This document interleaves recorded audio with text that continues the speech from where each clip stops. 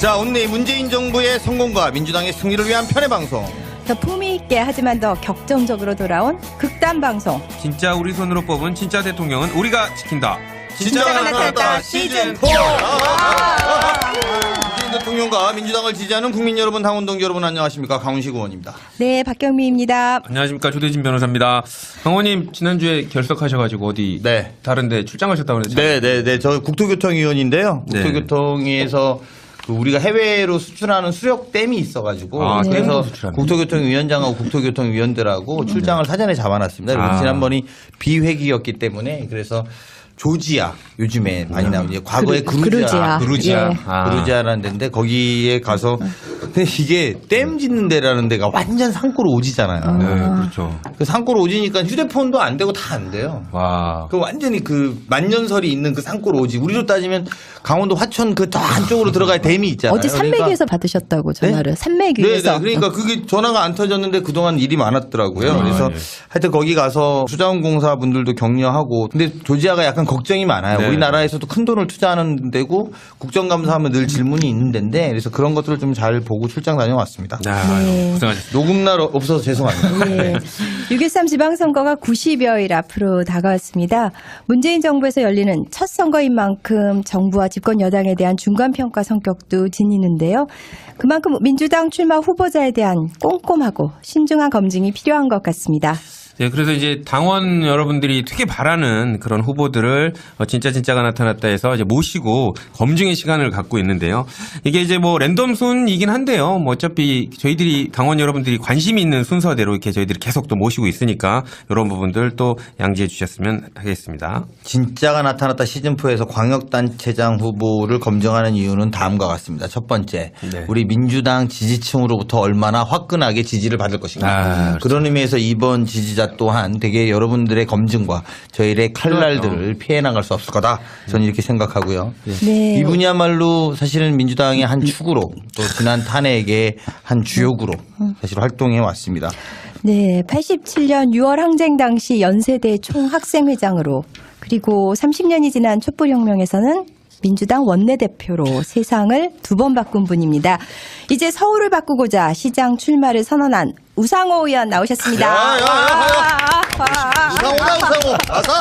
아싸, 우리. 근데 저는 궁금한 게 저도 총학생회장을 했거든요. 근데 저런 포스가 안 나오거든요. 근데 저희 집사람이 그러더라고요. 같은 총학생회장에도 되게 다르시다고. 너하고 나하고 사과드리겠습니다. 예. 아무튼 뭐 우상호님 소개 한번 해주십시오. 네, 안녕하세요, 우상호입니다. 네, 반갑습니다. 재밌게 잘 떠드시네. 어디 총학생회장이었어요? 저는 전국 로스쿨 총학생회장이었습니다. 일대 총학생. 로스쿨? 예. 로스쿨의 초대 총학생. 네. 그래? 네. 거기 아무도 그렇게 안 전국, 학교는 아니야. 전국 조직 있었어요? 전국 조직을 제가 만들었습니다. 그러니까 우리로 따지면 의장 같은 개념인데. 아니 근데 뭐 그렇게 존중을 하진 않더라고요. 그러면 그저 40폐지 반대 네트워크하고 이제 wen수된 조직일까요? 네. 네. 지금은 뭐 다 같이 법조인으로서 다 친하게 지내고 있는데 그래? 그때는 이제 전국 일대 로스쿨 총학생회장이었습니다. 아무튼 뭐 소소한 거니까 잊어주십시오. 우리 우상호 의원님 오래간만에 뵈니까 스타일이 확 달라지셨어요. 지금 이제 서울시장 나온다고 청담동 미용실에도 처음 가갖고 제가 원래 국회 이발소 만년 단골인데 예, 여기 이렇게 좀 머리 좀 만지고 양복도 이게 좀 이태원에서 이거 새로 했는데 요즘은 바지를 짧게 해주대. 예, 짧게. 그래갖고 좀 매개에서 불편해 바지가 짧아서. 발목이 드러나죠. 예. 저희 장모님이 다 잘라놓으셨더라고요. 그 스타일을 확 바꿨어요. 좀 젊게 가자 이렇게. 아니 근데 뭐 워낙에도 젊으신데 실제 나이가 젊다고 생각하는 게 이 청취자분들의 착각일까 실제 젊으신 건가요? 아니 이번에 나온 후보 중에는 제가 제일 젊죠. 이제 우리 나이로 57세고 만으로 55세니까. 57세 보이는 잘 몰라요. 제가 일부러 왜냐하면 아직도 우상호 대표 386 이러면 이제 많은 청취자분들이 아주 젊은 거 아니야? 오빠 뭐 이런 약간 이런 느낌이 있어서 사실은 굉장히 관록의 이제 중진인데. 그렇죠. 지금 이제 오세훈 시장이 저보다 1년 선배인데 그분이 9년 전인가 10년 전에 시장을 처음 했잖아요. 그렇죠. 그분은 40대 때 시작했죠. 야. 이제 우상호 의원님을 여의도 이정재라고 야. 불렀잖아요. 아니 말 더듬는 이정재가 거 보니까 아니 마음에 안 가는 이야기를 억지로 마음에 안 들어. 마음에 안 드는 거야 지금. 이정재가 연예계 우상호인가 어쨌거나 예. 어쨌든 비슷한 걸로 어쨌거나 얘기해. 예. 그래서 오늘 청담동 표 머리 이런 거를 화면으로 못 보여드리는 게 조금 아쉽기는 합니다. 사진으로 게시판에 올리도록 네, 하겠습니다. 출마 그래야 될것 선언하는 거를 한번 보시면 되죠, 뭐. 네. 우리 저 청취자분들은 검색을 한번 해주셔야 돼. 또 나오면 좀 느낌이 확 다르시네. 오늘 그 출판 기념회랑 출마 선언 그 장면 다 동영상 떠 네, 다 떠 있으니까는 있어요. 예, 네. 예. 안 보시는 게 나고 상상하는 게 좋아요. 또 위트까지 또. 오늘 제가 의원님 페이스북에 우상호는 망했다 이거 읽어봤거든요. 네. 며칠 전에 올리신 거. 네. 대통령이 원망스럽다. 이게 좀 역설적인데 이거 얘기 좀 해주시죠.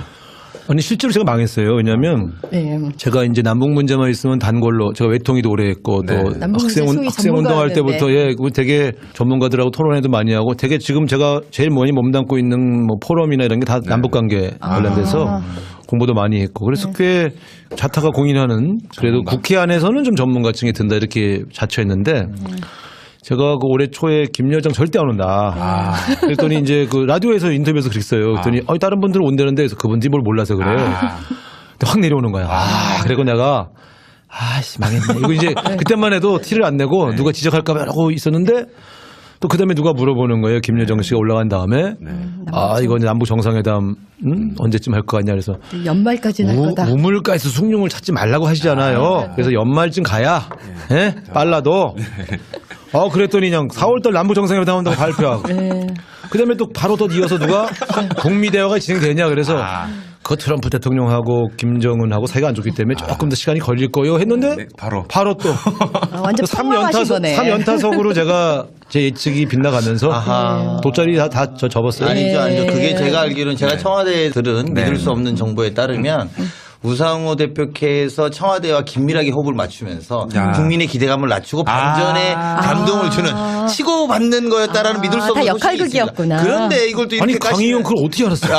이렇게 하시면 또 저희가 당황스럽지. 이것도 야 근데 어쨌든 이제 저는 제 예측이 틀렸어도 너무 요즘 행복하고 그렇죠. 12월 달에 전쟁 위기 제가 국방이 아닙니까? 네. 뭐 전략자산 전개 이런 게 어떤 의미인지 너무 잘 아는데 정말 위험했어요. 근데 그렇죠. 이게 지금 대학면으로 열려서 남북 정상회담, 북미 정상회담까지 간다 그러면 정말 최근에 한 20년 사이에 이루지 못한 일들이 정말 2018년 1월, 2월, 3월, 4월, 5월 사이에 그냥 확 진행되는 거라 저는 제가 망해서도 행복하다 이렇게 썼는데 그 많은 분들이 당신 망했지만 나라는 잘 되고 있으니 더 망해라 막 이런 식으로 댓글을 쓰셔서 또 감사했습니다. 근데 이런 얘기가 있지 않았습니까? 사실 작년 정부 초기에 통일부 장관 입각설이 있으셨어요. 네, 계속 오르내리죠. 예, 그래서 사실상 장관이 되셨으면 지금 뭐 남북관계 최정점의 실무자로 지금 있으실 것 같은데. 그때 제가 그 원내대표 끝날 때죠. 끝날 때 정권 교체하고 임종석 비서실장이 임명되자마자 바로 인사를 왔어요. 그래서 잘 아시피 임종석 실장은 제 고등학교 후배고 전대협 후배고 그래서 저하고 나눈 술잔만 지난 20년간 한 10,000잔 이상 되니까. 그래서 수영장을 하나 넣었다 마셨다고 하는 소문이 드는데 수영장 하나는 드셨다고. 술을 먹으려면 수영장으로 먹어야죠. 강원식은 쑥 들어오네. 그래서 그때 이제 제가 얘기를 했어요. 기자들 다 나간 다음에 내 이름이 자꾸 거론되는데 나를 거론하지 마라. 지금 전대협 출신이 임종석은 한 명만 비서실장 해도 종북 정권이니 뭐니 보수층에서 저렇게 욕을 하는데 지금 북한이 이제 어떻게 나올지 모르는 상황에서 나까지 통일부 장관이 되면 이거는 대통령이 좀 누가 될 수가 있으니 나는 진짜 하고 싶은데 내 이름 좀 거론 안 했으면 좋겠다. 그랬더니 임종석 실장이 그러더라고요. 야, 형, 다른 사람들은 전화해서 자기 시켜달라고 후보에 넣어달라고 그렇게 얘기를 하는데 형은 참 신기해요. 그랬더니 그래서 그래도 나는 하고 싶지만 대통령에게 누가 되면 안 된다.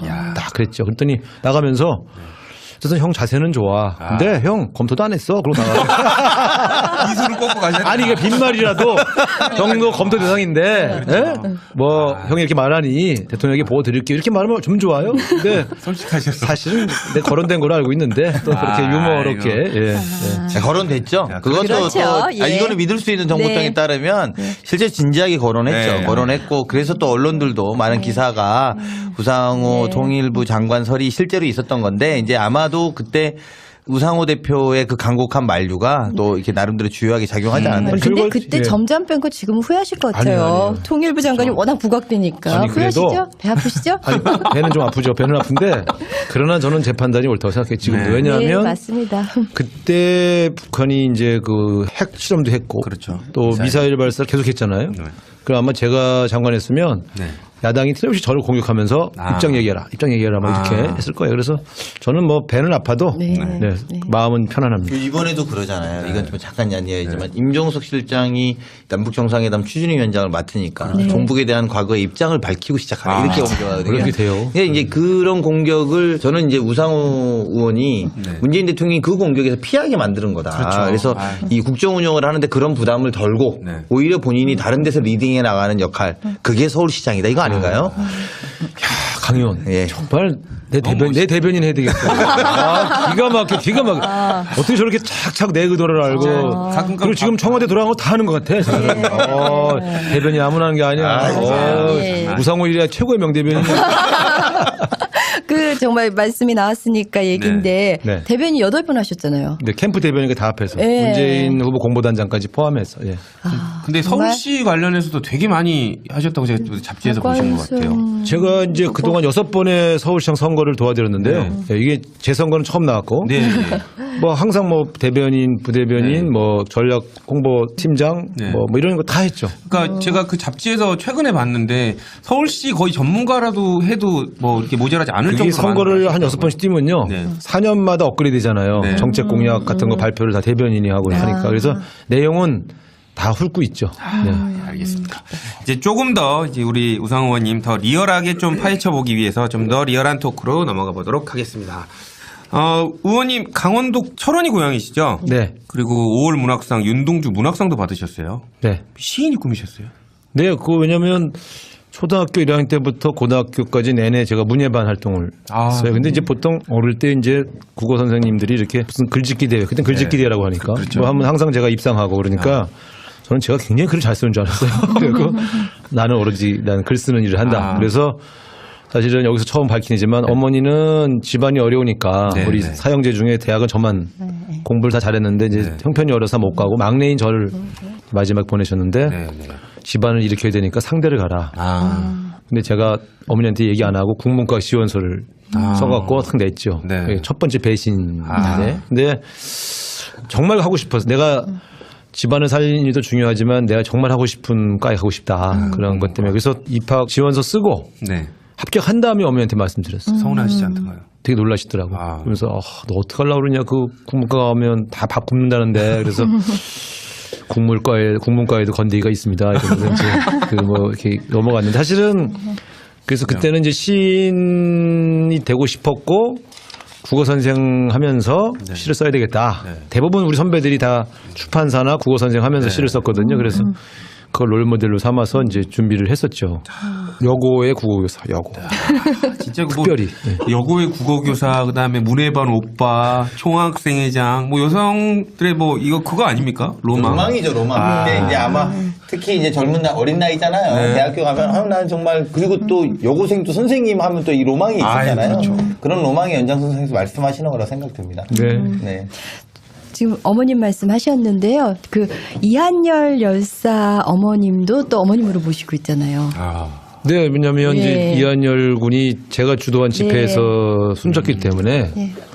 사실은 그 가장 고통스러운 이제 그 장면이 이한열 열사가 병원에 이제 의식을 잃고 중환자실로 옮겨지는 이후에 그 광주 집으로 전화해서 오시게 해서 만났을 때 첫 대면 너무 힘들었어요. 그리고 그때만 해도 이제 저는 이한열 군이 소생할 수 있다 이렇게 계속 기도하고 그랬는데 이제 막상 숨지니까 어머니가 낯을 볼 수가 없잖아요. 사실은 제가 총학생회장이고 내가 주도한 집회인데 뭐 이렇게 죽어도 이제 소위 말하면 학생회장이 내가 죽었어야지 어떻게 내가 이 죄 없는 2학년 학생 다치게 하나 이런 죄책감 때문에 그래서 그 이후에 그냥 뭐 이한열 군 관련된 일이라면 그냥 두 발 걷고 내가 다 책임지고 지금까지 어머니 30년간 친어 어머니처럼 모셨죠. 예, 아니 저는 이한열 열사 어머님 관련해서 선명하게 남아있는 장면이 있는데요.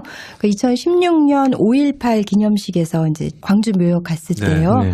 그때 그때 이제 어머님 오셨는데 우리 묘소들 이렇게 돌아볼 때 우상호 의원님이 이한열 열사 어머님께 엄니 그러면서 마치 엄마 앞에서 어리광 부리는 것 같이 그렇게 부르시더라고요. 그래서 살갑게 부르시더라고요. 그리고 또 이한열 열사 어머님께서는 이렇게 막 등을 툭툭 두드려 주시면서 너 요즘 왜 이렇게 말랐냐. 바빠도 배불리 먹고 챙겨 먹고 댕겨라. 막 이렇게 따뜻한 대화를 나누시는데 제가 그때 정말 눈물이 많이 났어요. 정말 다정한 모자 같았고 그래서 우상호 의원님께서 이한열 열사 어머님은 평생 어머니로 모시겠다고 한 말 정말 빈말이 아니고 아들 이상의 역할을 하고 계시는가 싶었습니다. 저는 노력을 하죠. 무슨 대소사 있을 때마다 가서 같이 어울리고 또 작년에도 이제 어머니 생신 때 또 이렇게 모여서 같이 이제 식사도 하고 그랬는데 작년이 사실은 8순이었거든요. 그래서 이제 했는데 그래도 친하들 가꿨어요. 저는 출판 기념회 때도 딱 그 중앙에 앉으셔서 너무나 그 기특한 표정으로 이렇게 보시는데 저는 정말 그 이한열 여사 어머님 보면 정말 이렇게 그렇게 눈물이 나요. 그냥 그 존재 자체만으로도 그 아들 잃은 엄마 그런 게 이렇게 감정이입이 돼서 그런지 정말 눈물이 핑 돌아요. 지금 그 어머니 마음이 좀 복잡해요. 그러니까 이제 맨날 저한테 이제 이한열 그만 챙겨라. 30년 했으면 됐다. 근데 내가 안 나타나면 서운하실 거 아니에요. 말씀은 또 그런 안 오면 서운하지. 또 그러면서도 그만 짐이 되고 싶다. 그래서 어머니 이거 짐 아니요. 이건 짐 아니고 내가 좋아서 하는 일이니까 그냥 너무 부담 느끼지 마셔요. 그렇게 하죠. 이한열 열사 장례식 때 100만 시민 모이지 않았습니까? 그때 의원님께서 이한열 열사 영정 들고 그리고 유튜브에서 보면 추모식에서 의원님이 스스로 죄인이라고 그러면서 막 눈물을 흘리셨잖아요. 네, 원내대표 되고 나서 이제 첫 추도식에서. 뭐 미안한 거 죄스러움이 아직도 계속 남아 있으시죠? 그럼요. 제가 사실은 그때 학생회장 됐을 때 스스로 이제 결심한 내용 중에 하나가 총학생회장이라는 자리는 학생들의 안전을 지켜야 된다. 근데 속으로 나는 내가 학생회장 동안은 단 한 명도 구속시키지 않겠다. 다치는 사람도 없게 하겠다. 이렇게 이제 결심을 했는데 사실은 4월 달에 이제 4.13 호원 조치 나고 항의하던 친구들이 한 대여섯 명 또 잡혀갔어요. 그 대가 서대문 경찰서까지 가서 다 끌어내고 그런 식으로 이제 철저히 우리 학생회장이 그걸 해야지 그렇게 했는데 결정적으로 이한열 군은 못 지켰어요. 그래서 그게 이제 저한테 굉장히 오래 남은 이제 부채죠. 30년 동안 그 괴로움으로 제가 그런 얘기도 했었어요. 우상호의 시기는 87년 6월 9일 오후 5시에 멈춰섰다. 남은 인생은 덤이다. 왜냐면 사실 그건 이한열이 죽은 건 우상호가 죽은 거예요. 그래서 나머지 인생은 덤이니 뭐 그렇게 뭐 연연하지 말자 뭐 이런 생각도 했는데 어쨌든 원내대표 되고 나서 딱 첫 추도식을 가니까 자꾸 이렇게 생각이 나더라고. 그 상리 씨가 또 해필이면 그게 또 그 체류탄 피격됐던 장소에서 행사를 하는 바람에 그리고 그때가 87년 6월 항쟁 이후에 30년 이 정확하게 돼서 그 자리를 또 가시는 거기 때문에 느낌이 또 남다른. 그게 이렇게 꺾어지는 게 굉장히 그게 더 선명하게 그 기억이 나더라고. 그게 참 그 괴롭더라고. 30년 한 세대. 그 6월 항쟁 당시에 함께 운동했던 배우 우현 씨, 안내상 씨 화제잖아요. 제가 지난주 북콘서트에 갔었는데 그때 우현 씨만 오셨더라고요.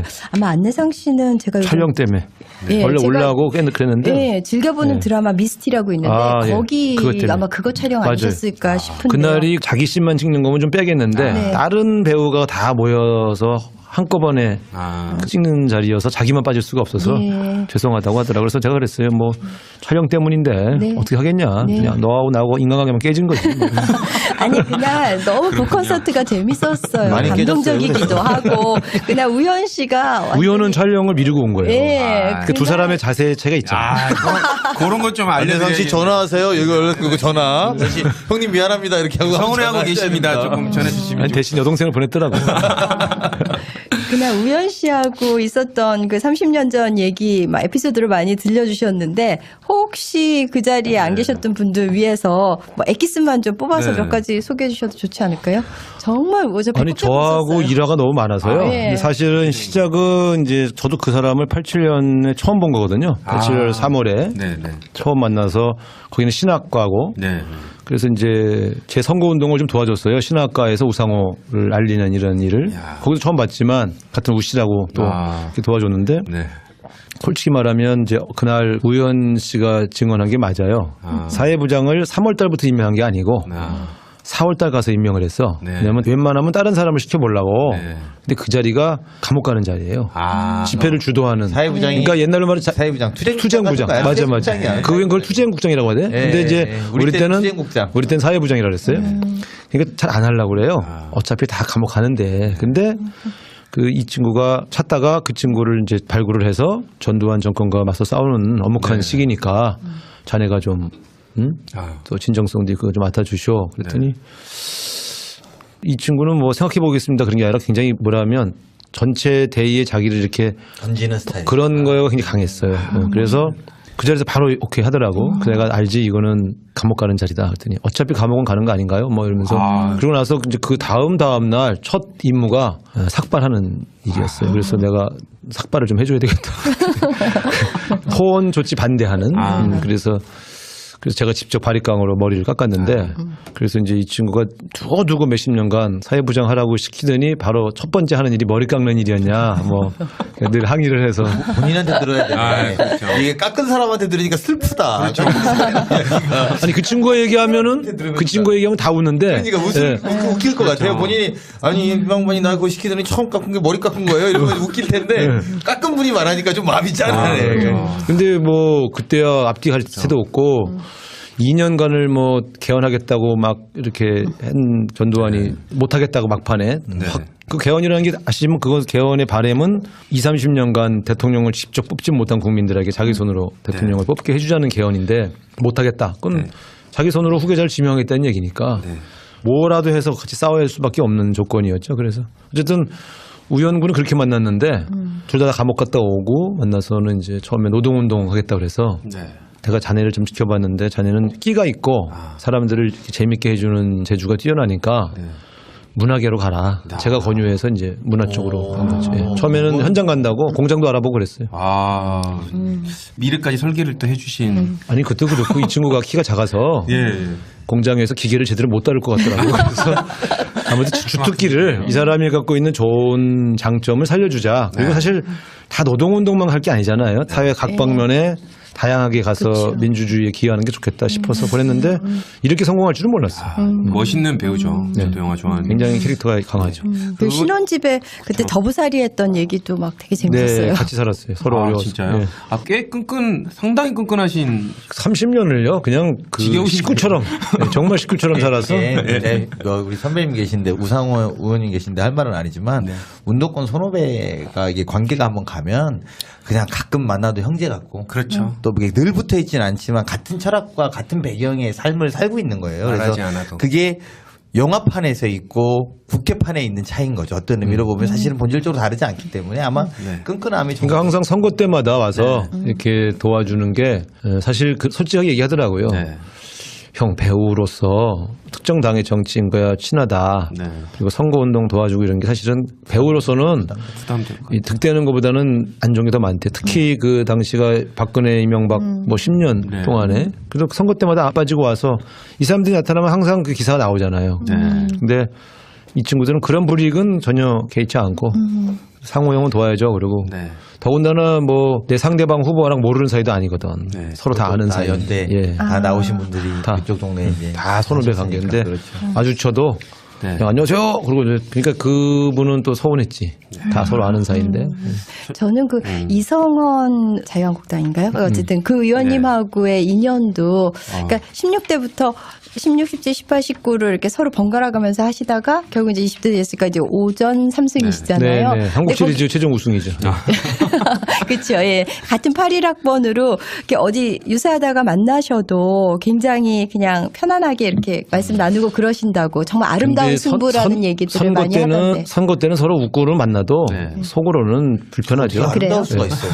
아니 그래도 그러니까 기억으로 모르시는 아니 그러니까 경쟁자지만 튀기는 이야기야. 아니 그렇지만 그래도 두 분은 그렇게 좀 다르긴 해요. 적대적인 관계가 아니라는 다르긴 거예요. 해요. 저는 그래서 그게 굉장히 감동적이더라고요. 그러니까 그게 더 힘들어요. 어떨 때는 화도 나고 그래도 같은 동문이니까 꼭 참고 이렇게 있는데 그런데 실제로 아주 안 모르는 사람에 비하면 좀 편한 것도 있죠.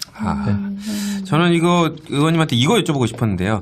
의원님이 6월 민중항쟁에서도 주역이셨고 중학생 때 그리고 박근혜 탄핵될 때도 뭐 이렇게 원내대표까지 하시고 이렇게 중심에 계셨는데 막가는 정권에 이제 물러섬을 딱 이렇게 느끼시지 않습니까? 아, 네. 이러면 막가는 정권들은 이제 물러선다는 걸 내가 이제 느껴봤다라고 했을 때 이 박근혜 정권도 뭔가 탄핵이 될 것 같다라는 조짐을 느낄 때가 언제쯤 되셨나요? 탄핵은 모르겠고요. 탄핵은 이제 우리가 3단계로 당시에 전략을 구사했기 때문에. 네. 근데 이제 처음에 이 최순실 게이트 관련 제보가 들어온 것이 8월 중순쯤에 처음 들어왔거든요. 네. 정기국회 앞두고. 네, 네. 그래서 이거 뭐지? 그래서 이제 계속 이 제보를 받았을 만한 의원들을 수소문을 했어요. 박완주 수석하고 저하고 계속 수소문을 해보니까 대충 몇 명 추려지더라고요. 그래서 그분들을 비공개 TF로 모아서 네. 전체가 같이 대화를 한번 했죠. 자, 이 국회의원들은 이제 자기가 국정감사에 터뜨리려고 한 걸 남한테는 얘기 안 하거든요. 네. 그래서 제가 대표로서 모아놓고 안 건드릴 테니까 솔직하게 얘기해 보시오. 내가 볼 때 아무래도 이게 무슨 권력형 무슨 뭐가 있는 것 같다.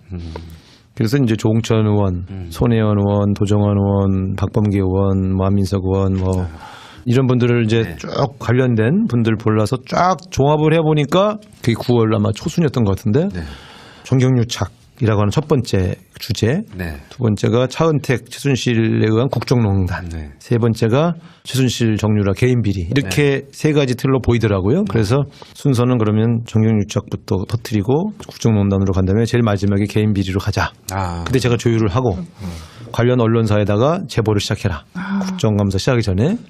그리고 이제 김재수 해임건의안을 세게 밀어붙인 거죠. 그동안은 제가 온순하게 쭉 양보도 많이 하면서 끌고 가다가 김재수 해임건의안 때부터는 이제 승부다 해서 그냥 확 끌어올려서 주목도를 높이고 이어서 국정감사에서 최순실 게이트를 터뜨리는데 그때 제 느낌은 박근혜 정권에게 결정적 타격을 입힐 수 있는 상황이다. 이건 제가 확신을 했어요. 근데 이 결과로 박근혜 대통령이 물러날지 어떤 일이 벌어질지는 그때는 9월 초여서 예측하기가 좀 어려웠죠. 근데 제가 보면 그때 이제 우상호 대표가 이 리딩하는 방식의 가장 핵심은 국민을 가장 염두하고 이 흐름을 끌고 간 거예요. 그러니까 이게 원내 투쟁이긴 한데 원내대표고. 근데 이게 워낙에 또 대변인을 오래 하셨기 때문에 이게 국민들에게 어떻게 느끼게 될 거다. 그래서 그 호흡을 조정하고 이 사실은 뭐 이게 국회가 탄핵시켰지만 국회가 탄핵시킨 게 아니라 국민들이 탄핵을 시키는 과정을 만든 건데 그 과정의 연결고리를 우상호 대표가 정말 핵심적으로 해냈다. 저는 이렇게 분석합니다. 그러니까 이게 그냥 원내 투쟁으로 밀어붙여서 또 그렇게 오지 못했을 거고요. 반대로는 또 그냥 우리가 촛불에만 맡겨놨어도 이 어느 지점이 또 그대로만 되는 건 아닙니다. 왜냐하면 어쨌든 의회에서 탄핵을 의결해야 되는 문제인데 그 사이에 그 결들을 저는 우상호 대표가 아주 결정적으로 만들었다 이렇게 저는 생각해요. 그 사안을 폭로하고 국면을 증폭시키고 보도를 극대화하고 이것까지는 제가 의원들하고 같이 했죠. 그런데 탄핵은요 촛불 시민들이 한 거예요. 그건 왜냐하면 우리 의석이 120석인데 어떻게 200석을 만들어요. 그 야당 의석을 다 합쳐도 170석 정도 되거든요. 그럼 30에서 34명을 데려와야 되는데 이게 전부 맨날 우리랑 투닥투닥 싸우던 새누리당 아닙니까? 그러니까 물론 거기에 이제 제 인간관계 뭐 여러 가지 그동안 해왔던 많은 대화를 총동원해서 했지만 이 사람들도 계속 힘든 거예요. 자기 당 대통령을 탄핵하려니. 그래서 왔다 갔다 계속 마음이 하루에도 몇 번씩 변덕을 하더라고. 근데 그럴 때마다 우리 시민들이 주말에 막 처음에는 뭐 40만 명에다가 갑자기 막 이 사람들이 흔들리는 것처럼 보이면 갑자기 100만 명. 또 여기가 박근혜 대통령이 이상한 짓 하고 막 해방 놀라고 그러면 170만 명. 이렇게 이런 식으로 막 2배씩 늘어나니까 새누리당 의원들도 너무 갈등을 하더라고요. 그래서 그거 마지막에 탄핵을 완성시켜 주신 건 그건 협상으로 되는 게 아니거든요. 국민적 압박에 이 새누리당 의원들이 결국은 승복한 겁니다. 그래서 저는 그때 굉장히 그런 게 고생은 됐지만 그런 일이 벌어지는 그 단계를 직접 목격하면서 야 이게 국민의 민심을 거역 못하는구나. 국회의원들도 아무리 여당 국회의원들이지만 그때 굉장히 놀랬죠. 그 87년 6월 항쟁 이후에 노동자 대투쟁이 있었잖아요. 그러니까 어떤 민주화의 열망이 당시 노동자들을 이제 움직인 건데요. 30년이 지나서 이제 촛불혁명이 벌어진 이후에는 어떤 변화가 일어나고 있을까? 아니, 제가 사실 묻고 답하는 것 같아서 좀 그런데 저는 미투 운동이 그 일환이 아닐까 생각을 하는데요. 그러니까 촛불혁명 이후에 어떤 소외된 자들의 목소리가 분출되기 시작했고 이제 젠더 폭력을 이제 고발하는 거 이게 저는 이게 젠더 폭력이 말하자면 인류 역사가 쌓아온 적폐잖아요. 이제 그것에 대한 목소리가 그 촛불혁명 이후에 이렇게 분출되는 것은 아닐까 이런 생각도 한번 해보는데요. 그렇죠. 저는 두 가지 우리 눈앞에 펼쳐지고 있는 두 개의 현상. 하나는 남북 대화가 진행되면서 한반도의 평화 국면이 시작되잖아요. 네. 이건 정권 교체가 아니고서는 네. 말할 수 없는 거죠. 예를 들어 12월 달에 설사 우리 문재인 대통령이 당선됐다 하더라도 평창올림픽 개회사는 현직 대통령인 네. 박근혜가 하게 돼 있었어요. 네, 네, 그렇죠. 그럼 당연히 북한이 안 왔겠죠. 네. 그럼 평화회담이 안 이루어졌겠죠. 네. 그러니까 사실은 사람들은 이게 너무 자연스러운 흐름으로 생각하지만 네. 조기 대선이 아니었다면 지금도 여전히 전쟁 위기. 네. 예. 아마 제가 볼 때는 미국 항공모함이 떠 있는 상황에서 평창 올림픽이 진행됐을 겁니다. 그런 측면에서 왜 이 올림픽을 방해할지도 모른다 북한이 이런 명분으로 항공모함 떠 있었을 거예요. 그런 상황과 지금은 많이 다른 거죠. 이것이 바로 저는 촛불혁명 이후에 정권 교체가 된 것의 첫 번째 상징이 이런 것이다. 두 번째는 지금 미투 같은 경우는 일종의 사회혁명이라고 생각해요, 저는. 그러니까 이게 무슨 어느 진영의 문제가 아니고 우리 사회를 오래 지배해왔던 어떤 뭐라고 딱 집을 수는 없지만 뭔가 다 알면서 서로 모른 척했던 어떤 그런 일들이 지금 진행되고 있다. 그래서 저는 이걸 특정인 누구를 죽이자 누구를 죽이자 이런 것보다 우리 사회 전반의 성찰과 자기 반성으로 이어져서 이게 사회 전체를 변화시키는 에너지로 만드는 게 필요하다. 근데 지금은 막 이게 이제 너도 나도 막 누구를 이제 때려잡는 쪽으로 막 의동하는데 물론 잘못한 사람은 벌을 받아야 돼요. 그러나 더 큰 건 그것이 갖는 그 다음 변화의 목표가 뭐냐에 대한 사회적 공감대를 만들기 위한 노력이 저는 매우 중요하다고 생각합니다. 정말 말씀드리기 조금 조심스러운 부분이기는 하지만은요, 왜 이 진보 진영에서만 이렇게 나오느냐, 이런 얘기들을 하잖아요. 근데 저는 그 이유 중에 하나가 우리 쪽은 그만큼 열려있는 의사소통 구조가 있기 때문에 그래도 그게 분출되어 나오는 것이고 저쪽은 아직도 그게 이제 막혀있다.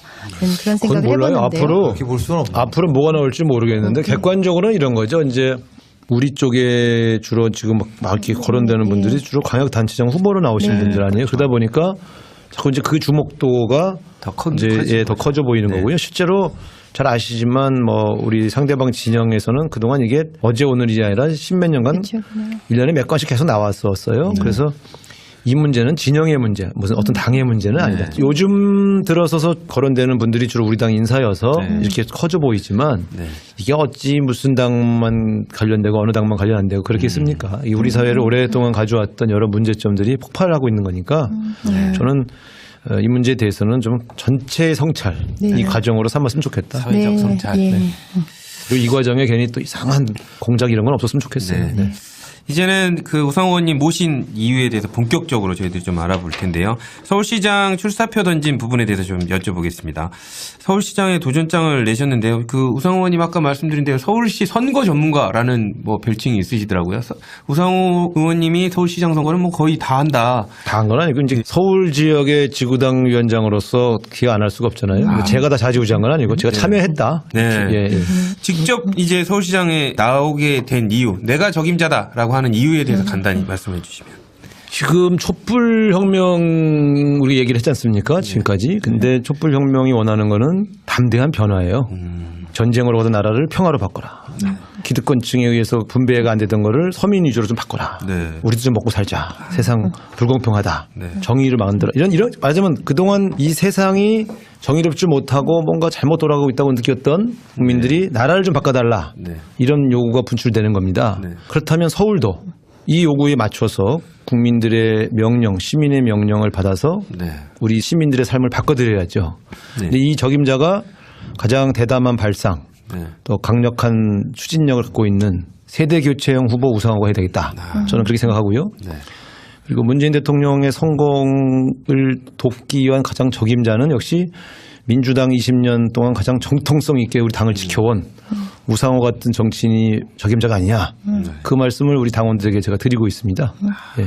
지금 뭐 방금 말씀 주신 대로 지지도는 박원순 시장님이 1등인 걸로 지금 나오고 있습니다. 현재까지는요. 근데 하지만 당내에서 교체에 대한 요구는 또 있는 걸로 지표상 나오고 있거든요. 아주 높죠. 그러니까 이런 부분을 아마 이제 뭐 당원이라든지 국민들의 선택을 어떤 걸로 받을 자신이 있다고 생각하십니까? 저는 이제 제가 준비하고 있는 많은 정책 공약들이 서울 시민들의 삶의 가장 고통과 불안의 요인들을 해결하겠다는 공약을 좀 내걸고 있거든요. 그래서 주거, 보육 또 기타 여러 측면에서 이런 정책을 잘 설명드리고 있고요. 두 번째는 역시 이게 더불어민주당 서울시당과 서울시의 관계. 네. 이거는 더불어민주당 서울시당의 집권이지 네. 개인의 집권이 있어서는 안 되겠다. 네. 우리 문재인 대통령도 더불어민주당의 집권이라고 말씀하지 않았습니까? 그러니까 저는 더불어민주당 서울시당의 당원과 지지자들이 힘을 합쳐서 시장을 만드는 거고 네. 그렇게 만들어진 시장은 당연히 서울시당의 당원과 지지자들과 상의해서 네. 정책들을 구현해 나간다. 네. 거기에 제가 제일 적임자다. 이렇게 얘기할 때 많은 당원들이 우상호 의원이 우리를 제일 잘 알지. 예, 우리랑은 대화는 되겠네. 아. 뭐 이렇게 얘기하고 있죠. 앞으로 새로 당선되시는 구청장, 시의원, 구의원님들과 긴밀하게 상의해서 지역 구석구석 문제점들을 하나씩 다 잘 해결하겠다 이런 포부를 지금 말씀드리고 이제 있습니다. 구체적으로 보면은 어쨌든 정당 정치 기반으로 그렇습니다. 그리고 세대 교체와 정책 교체. 그러면 이제 본의 아니게 우리 우상호 후보님 또는 우상호 의원님 입장에서는 박원순 시장의 문제를 지적 안 할 수가 없는 거잖아요. 어떤 면에서 보면 지금이 세대적으로 좀 더 지루함 느낌? 박원순 시장이 그런 것도 있는 거다. 이런 네. 표현을 이제 돌려 말하면 세대 교체가 돼야 된다는 거고 또 정책도 약간 정당 기반으로 가는 게 아닌 것 같다라는 문제점. 이거는 뭐라고 하니까 시민사회를 우리가 존중하고 가보지만 결국 민주당 중심의 정책 교체도 이루어져야 된다. 이렇게 저는 그렇게 말씀하시진 않았지만 저의 해석은 그런 것인데. 아니 저는 그렇게 말해왔어요. 지금까지도. 네. 그렇다면 그 왜냐하면, 대표적인 게 어떤 지적들을 할 수 있을까요? 사실은 두 가지인데요. 네. 하나는 거버넌스 측면에서 보면 네. 우리 시민사회 출신 인사들이 다 우리 사회를 위해서 굉장히 열심히 일해 오셨고 또 훌륭합니다. 그러나 지금 서울시 시정은 너무 시민사회 출신 인사들이 독점을 하고 있어요. 우리 당 인사도 좀 있고 네. 전문가들도 좀 시민동 출신이 아닌 전문가들도 좀, 그러니까 좀 통합적으로 시민사회도 참여를 해야 됩니다. 시민사회 참여도 필수 불가결한데 지금처럼 한 그룹이 완전히 시정을 독점하는 거는 약간 동맥경화 현상이 생길 수 있다는 점에서 조금 다양한 포메이션으로 갔으면 좋겠다. 통합적으로. 두 번째로는 우리 시장님이 문재인 대통령의 정책 공약을 좀 연구해서 네. 협력적으로 했으면 좋겠다. 근데 연말에 딱 보니까 이게 부동산 정책 보니까 그게 안 되겠더라고요. 그래서 박원순 시장님이 사실은 굉장히 일을 잘하셨어요. 시민들 만족도도 높은데 저는 그분이 못했다 이런 것보단 지금 제가 말한 지적들 좀 통합적인 운영이나 문재인 정부와의 협력은 우상호가 더 잘할 것 같은데 그래서 제가 더 잘해보겠습니다 이러고 나왔습니다. 뭐 우리 박원순 시장 욕하면 자기 얼굴이 침뱉기예요. 우리 당 시장님이기 때문에. 근데 제가 좀 더 잘한다 이런 얘기를 할 때 살짝만 디스하고 실제로는 이제 제가 뭘 잘할 수 있냐를 얘기하는데 시장님에게 제가 서운한 건 딱 그 두 가지예요. 그럼 이거 이렇게 표현할 수도 있겠네요. 박원순 시장 잘하고 계시지만 이명박 정부와 박근혜 정부에 맞는 서울시장 솔루션이었다면 이제 문재인 정부에 맞는 서울시장 솔루션은 우상호한테 있다. 그렇죠. 근데 굉장히 똑똑하네. 샤프하십니다. 그러니까 그런 거는 그럽니다. 지금 정부가 바뀌었고 여권으로 바뀌었고 또 정당 기반으로 우리 당이 집권했으니까 이전까지 잘 해오셨긴 했지만 그게 소위 야당으로서의 잘할 때 포지션과 이제 집권당으로서 문재인 정부 하에서 솔루션을 바꿔야 되는데 그런 노력들이 보이지 않는 부분을 지적하시는 거예요. 그렇죠. 지금 이제 얘기를 좀 말하자면 쇼트의 계주를 보면 이제 바톤 터치할 때다. 네. 그렇게 그런 얘기죠. 뭐. 그러면 의원님이 하시면 지금 현 정부와 문재인 대통령 정부, 문재인 정부와 완전 베스트가 나올 수 있다는 자신감을 갖고 거의 완벽하죠. 네. 입으로 저렇게 말하기 쉽지. 이게 좀 심한 건가? 아니, 우리 참모들이 당원들은 그런 걸 좀 원합니다. 이렇게 좀 가서 분명하게 자뻑하라고 얘기하라고 그래. 그렇죠. 예, 자뻑이라니요, 박 의원님. 당원들은 그런 거 좋아합니다. 네, 그래서 이제 제가 보면 이런 겁니다. 네.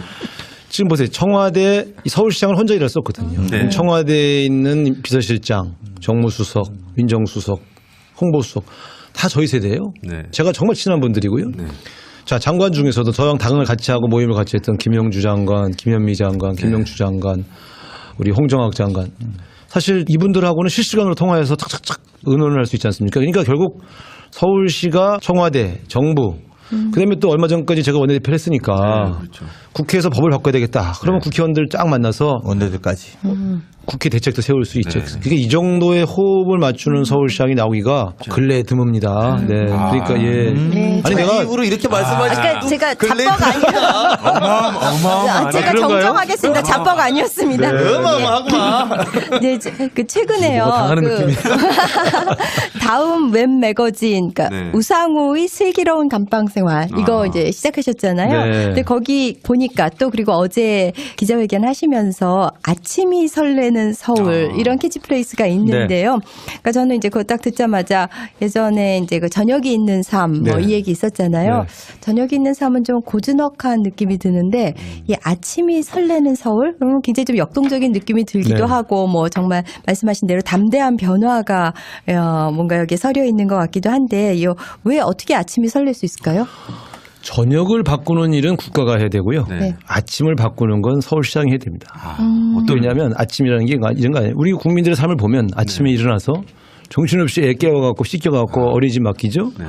또 출근길에 그냥 지하철이나 또 버스 타면 붐비는데 그냥 막 그 차 막히고 붐비는 그 길을 쭉 걷고 그렇게 직장에 도착하면 파김치가 돼요. 그러니까 아침이 즐거울 수가 없어. 지금 서울 시민의 삶은. 그래서 저는 아침을 바꿔드려야 되겠다. 보육, 그다음에 교통, 그다음에 환경. 그래서 뭔가 아침에 눈을 떴을 때 오늘은 뭔가 새로운 일이 있을 것 같아라는 희망으로 설레는 삶이 행복한 삶이고요. 지금 눈 떠서 오늘 또 힘든 고난이 시작되는구나. 이러면 막막하잖아요. 그래서 먹고 사는 문제야 본인이 자기 직장에서 해결할 문제라 하더라도 환경 문제만큼은 조금 즐거운 마음으로 했으면 좋겠다. 그래서 제가 이제 이 서울 시민의 아침을 바꿔드리겠다 한 것은 이제 주거, 보육, 교통, 환경 이런 문제에 제가 좀 최선을 다해보겠다 하는 것을 이렇게 상징어로 썼지요. 저는 그거 여쭤보고 싶은데요. 일단은 의원님께서 시민들 실생활과 관련된 정책을 이제 만들겠다고 얘기를 하셨잖아요. 그러면서 첫 공약으로 공공 임대주택 확대 얘기하셨거든요. 되게 관심이 지금 서민들이 많은데 이거 설명 간단히 좀 해주시죠. 지금 서울시의 주거 문제, 집값 안정이 잘 안 되는 이유 중에 하나는 공공주택의 비율이 너무 적어요, 서울이. 외국 사례를 쭉 보시면 집값이 잘 안정돼서 급등하지 않는 나라의 도시들은 공공주택 보급률이 보통 20% 넘습니다.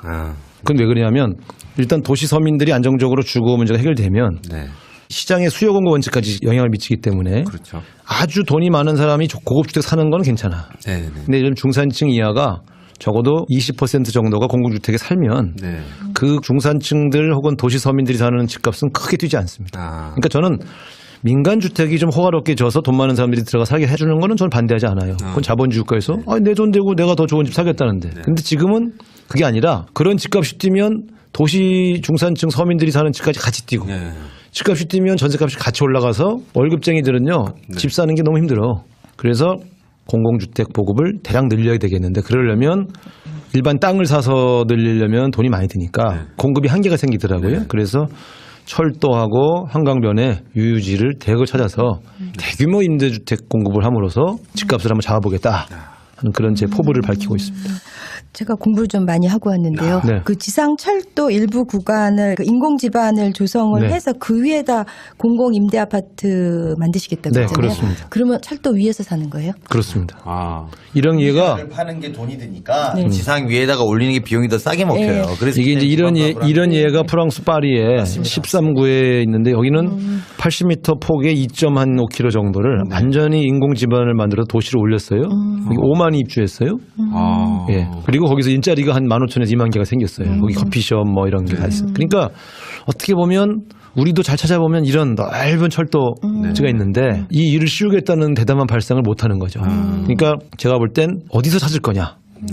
이런 것들을 시장이 되면 그냥 아주 열정적으로 찾아서 그래서 이런 게 있어요. 임대주택도 자꾸 외곽으로 쫓아보내면 안 돼. 그러면 도시 서민들이 아침에 출근 시간이 길어져. 교통비가 올라. 왜 가난한 사람이 더 외곽으로 쫓겨가서 더 시간과 돈을 많이 쓰게 만드냐. 그래서 이 철도는 대개 도심지를 지나가잖아요. 그래서 여기 사시는 분들은 차가 필요 없어요. 전철로 출퇴근하면 돼요.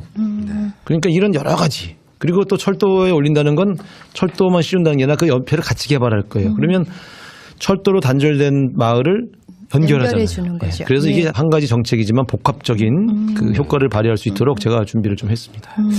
그 미세먼지 정책 관련해서도 한번 여쭤보고 싶은데요. 요즘 애들이 나가서 놀 수가 없습니다. 미세먼지 때문에. 그래서 미세먼지 해결하면 부모들은 엄청 지금 지지를 하실 것 같은데 지금 미세먼지 정책 뭐 특별한 대안이라든지 정책 방안 갖고 계신 게 있나요? 사실 미세먼지는 이제 오염원이 되게 50% 이상이 중국발이라서 완벽하게 해결은 국내적 정책만으로는 쉽지가 않습니다. 그런데 국내 요인별 분석을 해보면은 제1 오염원이 수용차가 아니에요. 제1 오염원은 겨울철 난방가스예요. 이게 제일 크고요. 그 다음이 건설 현장에서 나오는 건설 기계들. 네. 그 다음에 화물차. 네.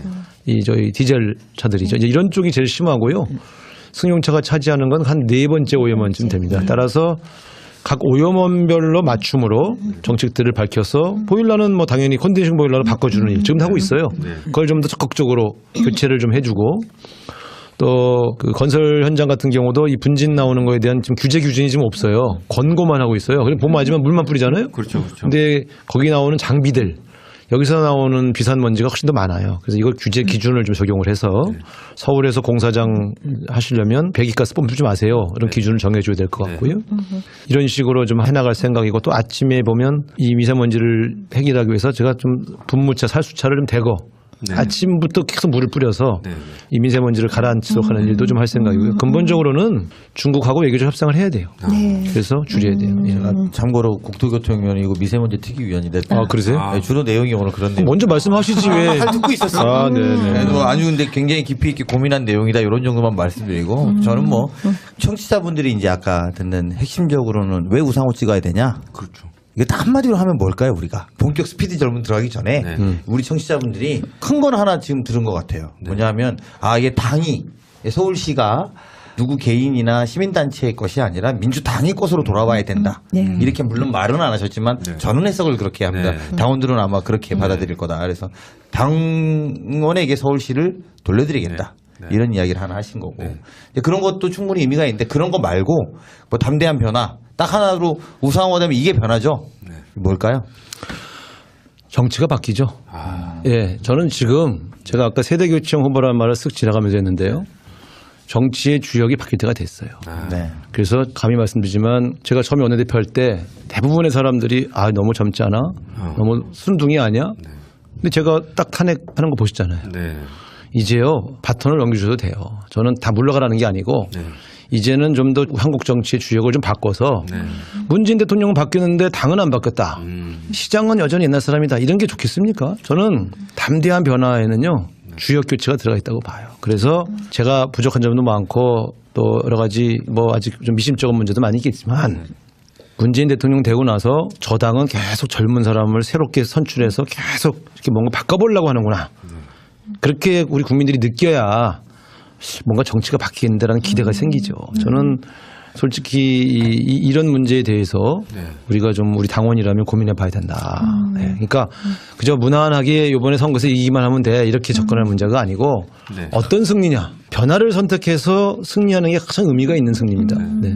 젊은 서울 강한 정치로 바뀌는 서울시를 만드는 박근혜 탄핵으로 검증된 후보.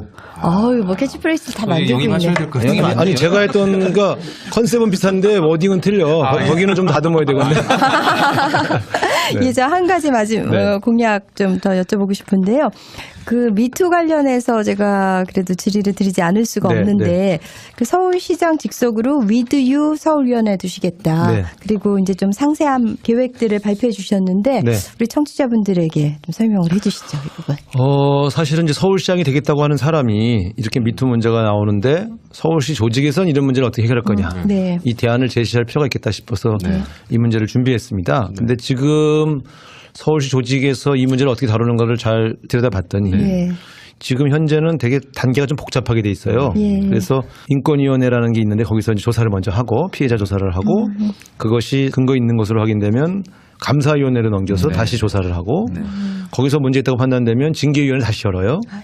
그래서 이 과정이 혹시 엄밀성을 기하기 위한 단계별 전략은 맞는데 이 과정이 혹시라도 또 이 피해자에게 여러 가지 문제가 발생할 수 있어서 제가 내놓은 정책은 이걸 좀 단순해서 한 번에 시장 직속으로 위주위원회에서 조사와 결정을 다 내리고 그리고 이 부분은 전부 외부 의원들 전문성 있는 외부 의원들로 구성을 해야 되겠다. 왜냐하면 그동안 욕먹은 게 공무원이 한 3명씩 들어가 있으니까 자꾸 이렇게 손방망이 뭐 자기 식구 감싸기 이런 거라는 비판 다 그렇진 않았는데도 외부에서 보는 시각은 좀 그런 게 있었어요. 그래서 이거는 철저하게 그냥 전원 외부위원회를 구성을 해서 공무원들은 참석하더라도 그 결과를 잘 보고하는 그런 의결권 없는 위원으로 두고 그렇게 해서 일단 이 상황이 발생하면 어떤 게 진실인지 알 수는 없으나 일단 가해자와 피해자는 격리시켜야 됩니다. 그렇죠. 그다음에 한 번이라도 성범죄에 관련되면 저는 원 스트라이크 아웃 해야 된다.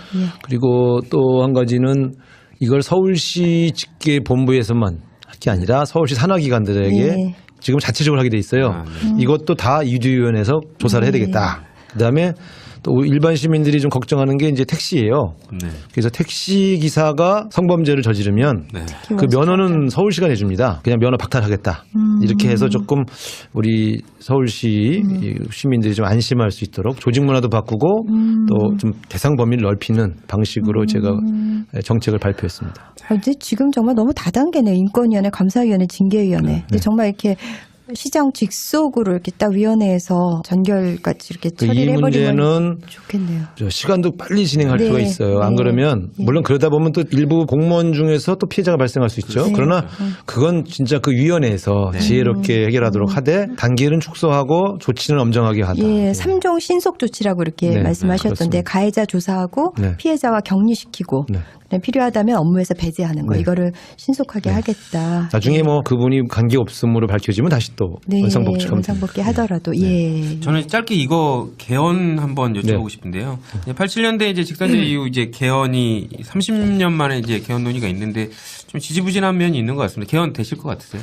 사실은 제가 원내대표 때 그 새누리당이 저한테 몇 번을 이 개헌하자고 네. 의지가 없는 거 아니냐. 그래서 제가 무슨 소리냐. 그래서 탄핵되자마자 바로 첫 번째 합의한 게 1월 1일부터 개헌특위 가동한다. 네. 그리고 위원장은 새누리당 준다. 의지가 왜 없냐. 그래서 제가 그럼 당신들 거기서 얘기해라. 1월 1일부터 가동을 했거든요. 근데 정권이 바뀌니까 갑자기 이제 와서는 안 하겠다는 거예요. 그래서 내가 왜 안 하겠다고 한지를 이유를 들어봤더니 그쪽 내부에 개헌 투표와 지방선거를 같이 하면 투표율이 높아져서 자유한국당이 분리해서 못하겠대요. 이런 정략으로 도대체 무슨 100년 대계를 어쩌고저쩌고 나는 이게 너무 웃긴 게요. 다른 문제는 좀 입장이 바뀌어도 여야가 입장이 바뀌었다. 뭐 임무교대, 뭐 공수교대 나 이해해요. 네. 그런데 개헌 같은 거를 바로 몇 개월 후에 지방선거의 투표에 유불리를 따져서 안 하겠다. 저는 그런 발상은 정말 헌법기관으로서의 자기 권위를 실추시키는 그런 생각들이거든요. 저는 좀 한심합니다. 그래서 솔직히 말씀드리면 저런 정략 때문에 반대하고 있기 때문에 6월 달에 정상적으로 불가능하다. 네. 현실적으로는. 네. 또 개헌 되겠네. 그러면 또 요건 안 망할 거야. 근데 저는 이 문제에 대해서는 국민이 심판해야 한다 생각해요. 네. 이렇게 이 국가의 100년 대계를 정략의 내용 속으로 활용하고 있는 네. 이런 태도에 대해서 설사 개헌 투표가 없어도 전원 투표에서 네. 개헌 국민 투표 아니어도 투표를 높아진다. 네. 이렇게 보여줘야 한다고 생각합니다. 정신 차리게. 무슨 말입니까? 이제 슬슬 마무리해 가면서 몇 가지 선거와 관련된 당원들이 궁금해하는 부분 좀 예민하고 날카로운 질문 몇 개 좀 해보겠습니다. 네. 금방 답변을 해주셔야 됩니다. 네. 선거가 과열되면 조금 신경전이 있어서 내가 필요하면 네거티브도 할 수 있다. OX 한번. 저는 뭐 흑색 선전은 안 합니다. 야. 그러나 근거가 있는 그러한 잘못에 대해서는 지적은 해야 되겠다. 자, 그러나 근거 없는 흑색 선전은 절대 안 한다. 네거티브를 하기는 하는데 이유 있는 네거티브는 하시겠다. 그렇죠. 아이고, 예, 알겠습니다. 그 박원순 시장을 꺾기 위해서 후보 단일화 한다 안 한다. 이미 결선 투표가 도입됐기 때문에 인위적인 후보 단일화는 안 필요 이루어진다. 없다. 네. 네. 예. 마지막으로 제일 좀 중요한 질문인데요. 이번 선거 페이크다. 차기 당대표 아니면 차기 대선을 위한 몸풀기다. 이렇게 보는 평가에 대해서는 OX. 서울시장도 안 되는 사람이 무슨 대선 후보가 되겠어요. 그러니까 저는 다음 자리를 염두에 두고 정략적으로 움직이는 사람이 아닙니다. 저희가 좀 스피드 질문을 하면서 좀 어려운 상황으로 좀 몰아가 볼까 했는데 전혀 안 걸려드시네. 자, 마지막으로 진사를 애청하는 우리 청취자 여러분들 또 진성 당원 여러분들께 한 말씀 해주시죠. 네, 당원 동지 여러분, 그동안 박근혜 탄핵 또 문재인 대통령의 당선까지 여러분들이 얼마나 땀 흘려 시간을 기여하면서 노력했는지를 저는 잘 봤습니다. 여러분이 노력한 결과로 세상이 바뀌고 있고요. 그러나 이제 또 다가오는 지방선거에서는 다시 한번 또 일어서야 됩니다. 서울의 변화를 위해서 또 서민들의 삶의 변화를 위해서 우리 당원들이 앞장서서 세상을 바꿔나가는 데 함께해 주시기 바랍니다. 제 우상호가 앞장서겠습니다. 진짜 너무 좋은 말씀 해주셔서요. 서울의 변화를 이끄는 우상호 의원님의 좋은 말씀이셨습니다. 저는 오늘 느끼면서 아까 말씀드렸지만 어쨌든 젊은 서울을 만들어보고 정치로 강하게 좀 크는 또 우리 당이 기반되는 걸 만들겠다고 하시니 그런 부분에 기대가 크고요. 그리고 사실은 아직 지지율이 이렇게 높지는 않으시잖아요. 지지율은 숫자에 불과합니다. 아, 이제 이건 판이 어떻게- 열리면 예, 판이 열리면 깜짝 놀라게 되실 겁니다. 그러니까 저는 그 87년 6월 항쟁을 이끌었던 정치적 리더십이 있는 또 우리 그렇죠. 탄핵이 박근혜와 국민을 연결했던 그 연결고리의 정치적 능력으로 지지율은 올릴 거고 그 올리면 젊은 시장, 젊은 서울 그리고 정치력 강한 새로운 민주당 중심의 시정을 만들 거다 저는 이렇게 기대하고. 하셔야 될 것 같아요. 아니 근데 이런 거 아닙니까? 사실은 저분 충남이에요. 별로 갈 생각이 저분이 없어. 충남이에요. 근데 그 실제로 제가 이런 거는 우리 당원들이 한번 판단을 하셔야 돼요. 네. 제가 서울시장 후보가 된다는 건 서울시장 경선에서 드라마가 만들어진다는 뜻이에요. 그렇잖아요. 지금 현재 3위를 달리고 있는 후보가 갑자기 2등으로 올랐었더니 갑자기 1등이 돼. 이런 흥행 드라마가 만들어지면요. 전 국민이 서울시장 경선 결과 영향을 받아요. 그래서 저는 민주당의 오랜 전통은 경선 과정에서 드라마를 만들어서 전국 선거의 판을 바꿔본 예가 몇 번 있습니다. 네. 그 중심에 우상호가 있다는 점을 꼭 기억해달라 이런 얘기도 제가 꼭 빼뜨리지 않고 드릴 말씀입니다. 당원 여러분. 그때 이제 제가 얘기를 했어요.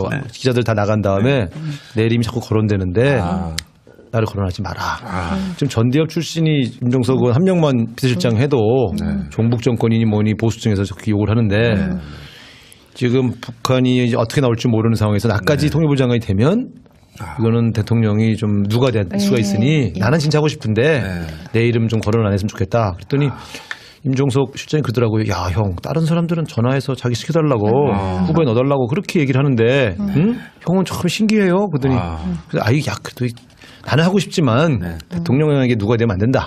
딱 그랬죠. 그랬더니 나가면서 그래서 형 자세는 좋아. 근데 형 검토도 안 했어. 그러고 나가. 이수를 꺾고 가셔야 아니 이게 빈말이라도 형도 검토 대상인데 예?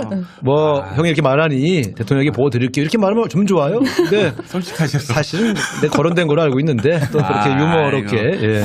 네, 거론됐죠. 그것도 그렇죠. 또 예. 이거는 믿을 수 있는 정보통에 네. 따르면 실제 진지하게 거론했죠. 네. 거론했고 그래서 또 언론들도 많은 기사가 우상호 통일부 장관설이 실제로 있었던 건데 이제 아마도 그때 우상호 대표의 그 간곡한 만류가 또 이렇게 나름대로 주요하게 작용하지 않았나. 근데 그리고- 그때 예. 점잖 뺀 거 지금은 후회하실 것 아니에요, 같아요. 아니에요. 통일부 장관이 워낙 부각되니까. 아니, 그래도- 후회하시죠? 배 아프시죠? 아니 배는 좀 아프죠. 배는 아픈데 그러나 저는 제 판단이 옳다고 생각해요. 지금도 네, 왜냐하면 맞습니다. 그때 북한이 이제 그 핵 실험도 했고 그렇죠. 또 미사일 발사를 계속했잖아요. 그럼 아마 제가 장관했으면 야당이 틀림없이 저를 공격하면서 입장 얘기해라 막 이렇게 했을 거예요. 그래서 저는 뭐 배는 아파도 네. 네, 마음은 편안합니다. 이번에도 그러잖아요. 이건 좀 잠깐 이야기지만 임종석 실장이 남북 정상회담 추진위원장을 맡으니까 종북에 대한 과거의 입장을 밝히고 시작하라 이렇게 공격하거든요. 그렇게 돼요. 근데 이제 그런 공격을 저는 이제 우상호 의원이 문재인 대통령이 그 공격에서 피하게 만드는 거다. 그래서 이 국정 운영을 하는데 그런 부담을 덜고 오히려 본인이 다른 데서 리딩해 나가는 역할 그게 서울시장이다. 이거 아닌가요? 강의원 예. 정말 내 대변인 해야 되겠어요. 기가 막혀. 어떻게 저렇게 착착 내 의도를 알고 그리고 지금 청와대 돌아간 거 다 하는 것 같아. 대변인 아무나 하는 게 아니야. 예. 우상호 일이야 최고의 명대변인.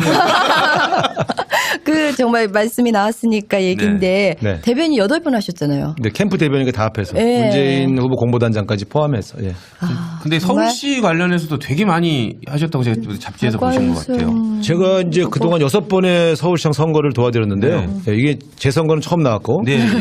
뭐 항상 뭐 대변인, 부대변인, 뭐 전략 홍보 팀장 네. 뭐 이런 거 다 했죠. 그러니까 제가 그 잡지에서 최근에 봤는데 서울시 거의 전문가라도 해도 뭐 이렇게 모자라지 않을 그게 정도로 선거를 많은 한 6번씩 뛰면요. 네. 4년마다 업그레이드잖아요. 네. 정책 공약 같은 거 발표를 다 대변인이 하고 하니까. 그래서 내용은 다 훑고 있죠. 네. 알겠습니다. 이제 조금 더 이제 우리 우상호 의원님 더 리얼하게 좀 파헤쳐 보기 위해서 좀 더 리얼한 토크로 넘어가 보도록 하겠습니다. 의원님 강원도 철원이 고향이시죠? 네. 그리고 5월 문학상 윤동주 문학상도 받으셨어요. 네. 시인이 꿈이셨어요? 네. 왜냐면 초등학교 1학년 때부터 고등학교까지 내내 제가 문예반 활동을 했어요. 근데 이제 보통 어릴 때 이제 국어 선생님들이 이렇게 무슨 글짓기 대회, 그때 글짓기 대회라고 하니까 그렇죠. 뭐 하면 항상 제가 입상하고 그러니까 저는 제가 굉장히 글을 잘 쓰는 줄 알았어요. 그리고 나는 오로지 나는 글 쓰는 일을 한다. 그래서 사실은 여기서 처음 밝히지만 어머니는 집안이 어려우니까 네, 우리 네. 사형제 중에 대학은 저만 공부를 다 잘했는데 이제 형편이 어려서 못 가고 막내인 저를 마지막 보내셨는데 집안을 일으켜야 되니까 상대를 가라. 근데 제가 어머니한테 얘기 안 하고 국문과 지원서를 써갖고 탁 냈죠. 네. 그게 첫 번째 배신인데. 근데 정말 하고 싶어서 내가 집안을 살리는 일도 중요하지만 내가 정말 하고 싶은 과에 가고 싶다. 그런 것 때문에. 그래서 입학 지원서 쓰고 네. 합격한 다음에 어머니한테 말씀드렸어요. 서운하시지 않던가요? 되게 그러니까 실제 젊으신 건가요? 아니, 이번에 나온 후보 중에는 제가 제일 젊죠. 이제 우리 나이로 57세고 만으로 55세니까. 57세세요? 실생보이는 잘 몰라요. 제가 일부러 왜냐하면 아직도 우상호 대표 386 이러면 이제 많은 청취자분들이 아주 젊은 거 아니야? 오빠 뭐 이런 약간 이런 느낌이 있어서 사실은 굉장히 관록의 이제 중진인데. 그렇죠. 지금 이제 오세훈 시장이 저보다 1년 선배인데 네. 그분이 9년 전이고 10년 전에 시장을 처음 했잖아요. 그렇죠. 그분은 40대 때 시작했죠. 야. 이제 우상호 의원님을 여의도 이정재라고 야.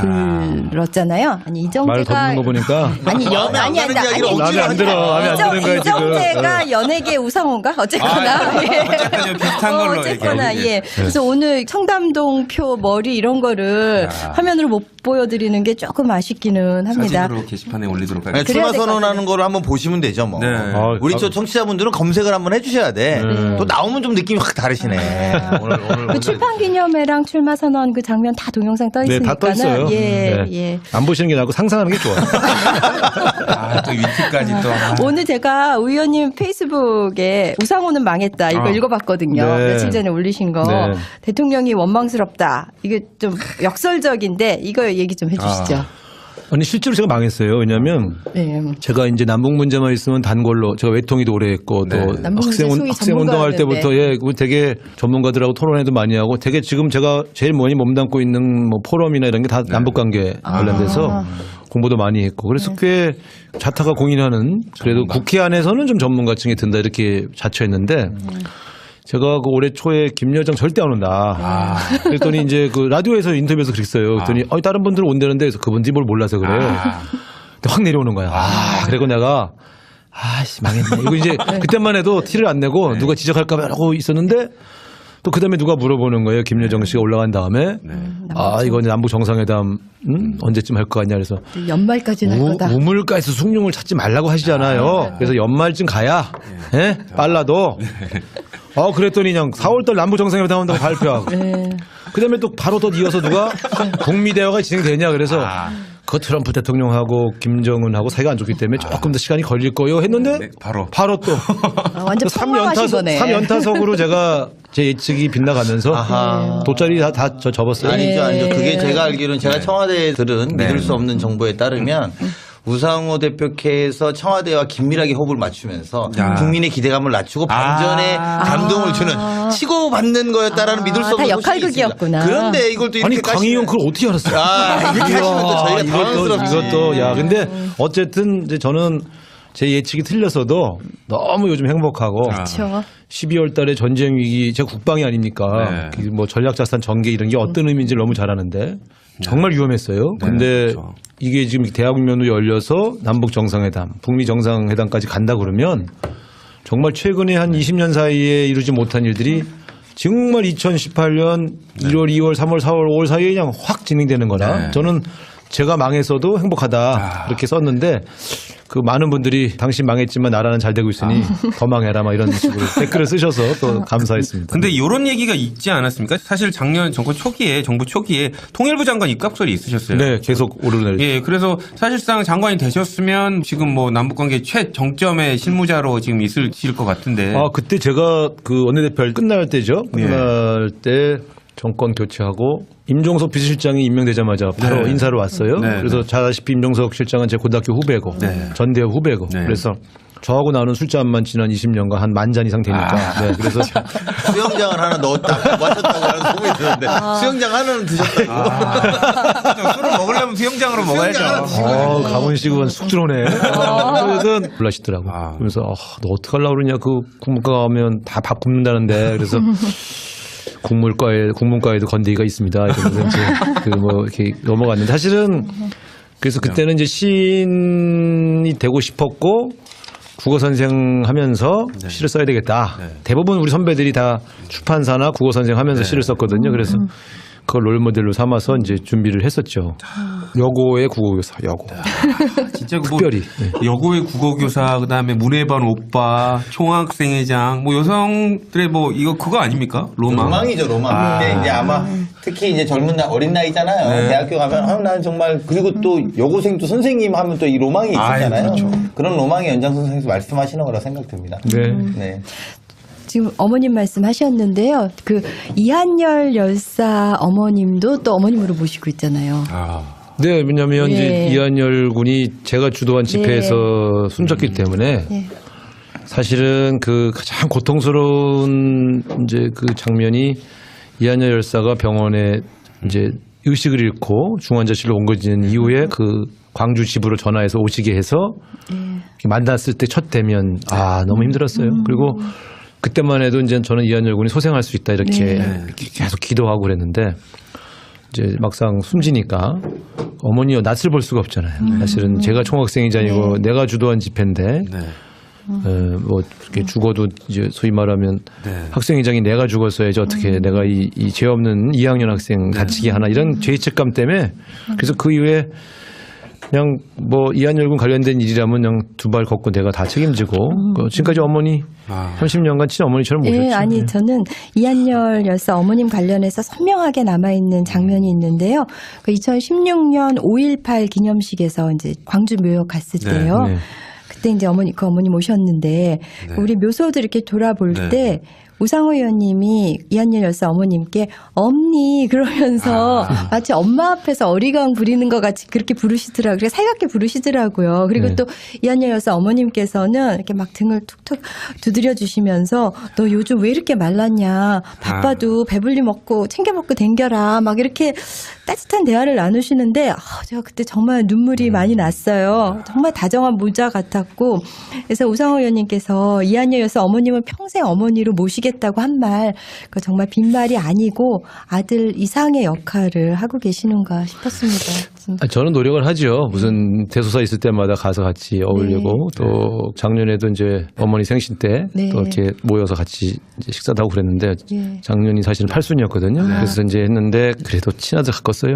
저는 근데 이제 출판 그건 기념회 때도 다 그 중앙에 앉으셔서 너무나 그 기특한 표정으로 이렇게 보시는데 저는 정말 그 이한열 열사 어머님 보면 정말 이렇게 그렇게 눈물이 나요. 그냥 그 존재 자체만으로도 그 아들 잃은 엄마 그런 게 이렇게 감정이입이 돼서 그런지 정말 눈물이 핑 돌아요. 지금도. 그 어머니 마음이 좀 복잡해요. 그러니까 이제 맨날 저한테 이제 이한열 그만 챙겨라. 30년 했으면 됐다.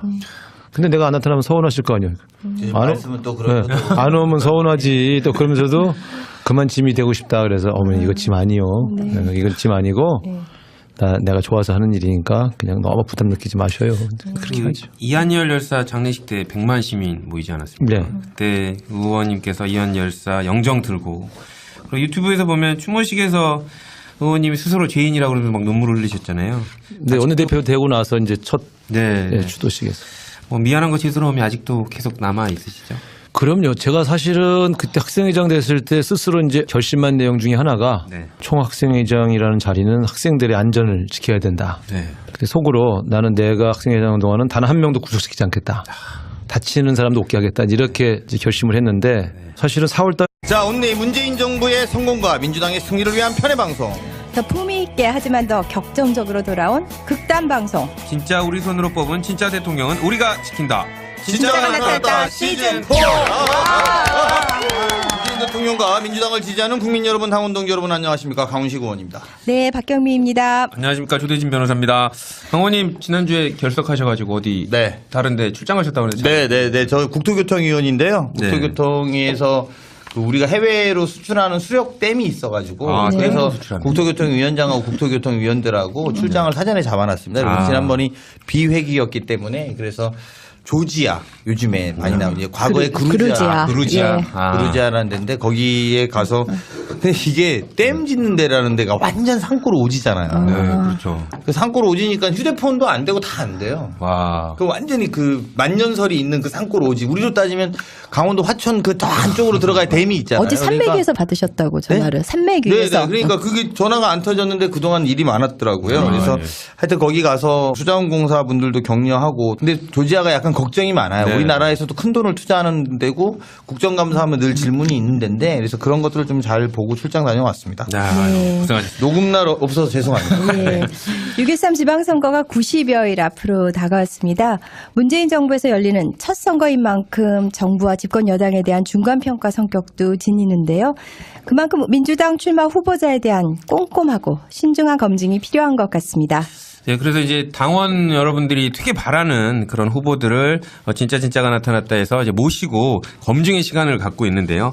이게 이제 뭐 랜덤 순이긴 한데요. 뭐 어차피 저희들이 당원 여러분들이 관심이 있는 순서대로 이렇게 저희들이 계속 또 모시고 있으니까 이런 부분들 또 양지해 주셨으면 하겠습니다. 진짜가 나타났다 시즌4에서 광역단체장 후보를 검증하는 이유는 다음과 같습니다. 첫 번째, 네. 우리 민주당 지지층으로부터 얼마나 화끈하게 지지를 받을 것인가. 그렇죠. 그런 의미에서 이번 지지자 또한 되게 여러분들의 검증과 저희의 칼날들을 피해 나갈 수 없을 거다. 저는 이렇게 생각하고요.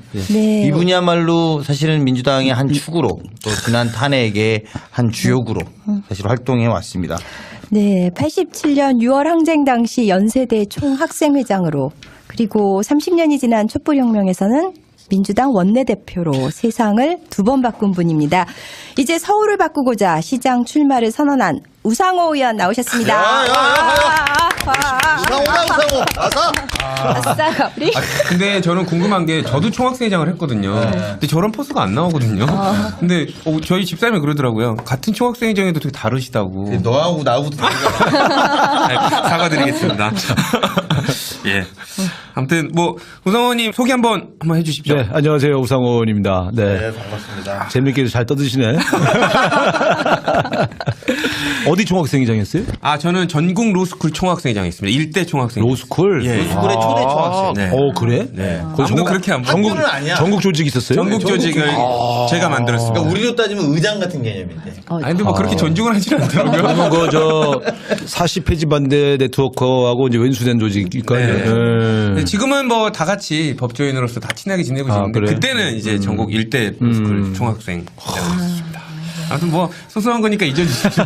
우리 우상호 의원님 오래간만에 뵈니까 네. 스타일이 확 달라지셨어요. 아, 지금 이제 서울시장 나온다고 청담동 미용실에도 처음 가갖고 제가 원래 국회 이발소 만년 단골인데 예, 여기 이렇게 좀 머리 좀 만지고 양복도 이게 좀 그러니까 이태원에서 이거 야. 새로 맞춤 양복. 했는데 요즘은 바지를 짧게 해주대. 예, 짧게. 아, 그래갖고 지금 매 계속 불편해 바지가 짧아서. 발목이 드러나죠. 예, 예. 아, 저희 장모님이 다 잘라놓으셨더라고요.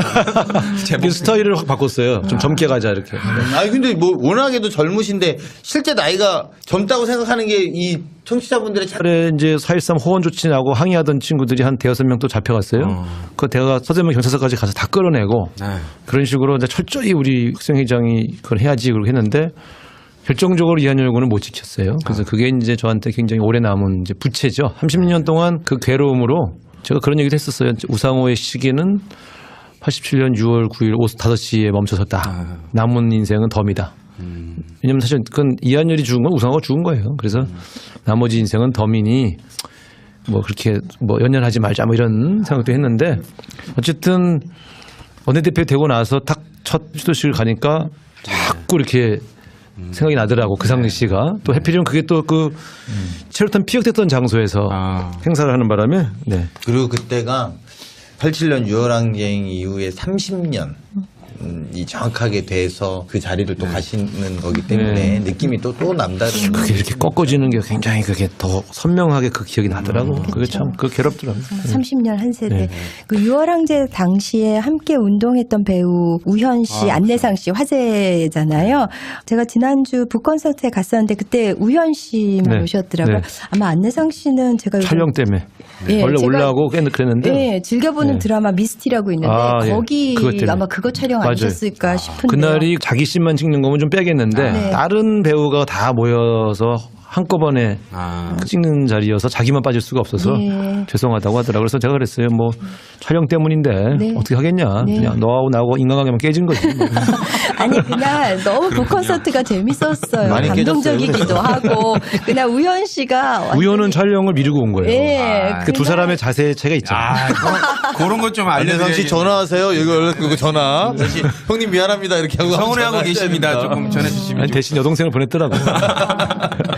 그날 우연 씨하고 있었던 그 30년 전 얘기 에피소드를 많이 들려주셨는데 혹시 그 자리에 안 계셨던 분들 위해서 뭐 엑기스만 좀 뽑아서 몇 가지 소개해 주셔도 좋지 않을까요?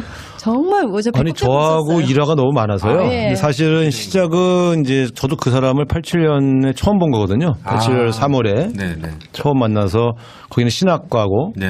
그래서 이제 제 선거운동을 좀 도와줬어요. 신학과에서 우상호를 알리는 이런 일을. 거기서 처음 봤지만 같은 우씨라고 또 이렇게 도와줬는데 솔직히 말하면 이제 그날 우현 씨가 증언한 게 맞아요. 사회부장을 3월 달부터 임명한 게 아니고 4월 달 가서 임명을 했어. 왜냐면 웬만하면 다른 사람을 시켜보려고. 근데 그 자리가 감옥 가는 자리예요. 집회를 주도하는. 사회부장이. 그러니까 옛날로 말하면 사회부장, 투쟁부장. 맞아. 그걸 투쟁국장이라고 하대. 근데 이제 우리 때는 사회부장이라고 그랬어요. 그러니까 잘 안 하려고 그래요. 어차피 다 감옥 가는데. 근데 이 친구가 찾다가 그 친구를 이제 발굴을 해서 전두환 정권과 맞서 싸우는 엄혹한 시기니까 자네가 좀 또 진정성도 있고 좀 맡아주쇼. 그랬더니 이 친구는 뭐 생각해 보겠습니다 그런 게 아니라 굉장히 뭐라면 전체 대의에 자기를 이렇게 던지는 스타일. 그런 거가 굉장히 강했어요. 그래서 그 자리에서 바로 오케이 하더라고. 그래서 내가 알지 이거는 감옥 가는 자리다. 그랬더니 어차피 감옥은 가는 거 아닌가요? 뭐 이러면서 그러고 나서 이제 그 다음 날 첫 임무가 삭발하는 일이었어요. 그래서 내가 삭발을 좀 해줘야 되겠다. 호언 조치 반대하는. 그래서 제가 직접 바리깡으로 머리를 깎았는데 그래서 이제 이 친구가 두고 몇십 년간 사회부장 하라고 시키더니 바로 첫 번째 하는 일이 머리 깎는 일이었냐 뭐 늘 항의를 해서 본인한테 들어야 되네. 이게 깎은 사람한테 들으니까 슬프다. 아니 그 친구가 얘기하면은 그 친구가 얘기하면 다 웃는데 그러니까 웃길 것 같아요. 본인이 아니 임방반이 나 그거 시키더니 처음 깎은 게 머리 깎은 거예요. 이러면 웃길 텐데 깎은 분이 말하니까 좀 마음이 짠하네. 근데 뭐 그때야 앞뒤 갈 새도 없고 2년간을 뭐 개헌하겠다고 막 이렇게 한 전두환이